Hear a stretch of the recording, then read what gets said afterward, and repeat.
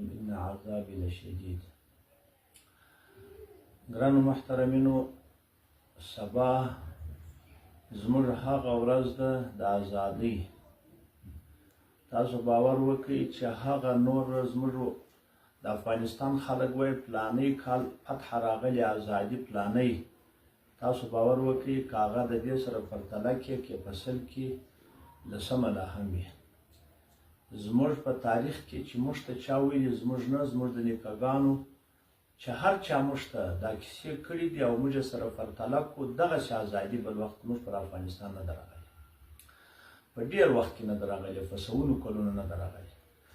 نو دا د الله جل جلاله یو غټ نعمت دی، دا شکرګزاري غواړي. تر ټولو مخکې خو اول دا وایي چې دا شکرګزاري غواړي.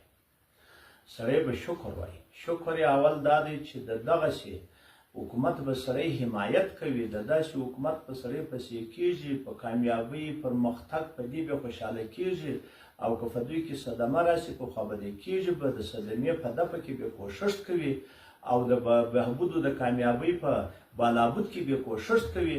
د الله بندګانو دا خو اوله خبره د ټول اعلی وایي که تاسې نعمت درکړو شکر بیا وایاست، او که تاسې ناشکري وکړه زما عذاب ډېر سخت دی. دا موږ وار وار ویلی دي، سخت عذاب دا دی هم دنیوي عذاب ورکوي مخروي. ګرانو محترمینو، زموږ استاسي اسلام و هغه څه سو زما په دغه ځای سر نه خلاصېږي.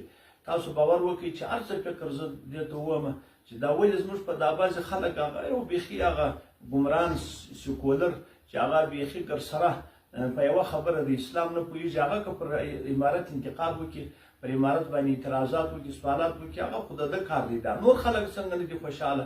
سبحان الله.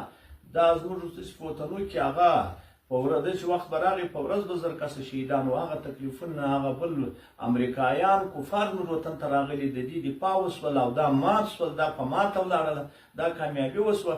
نو ګرانو محترمینو، تاسې شکرګزاري وکړئ. شکرګزاري دا دی د ټولو اوامرو حمایت وکړئ او په خوشحالۍ ډېر سخت خوشحاله شئ.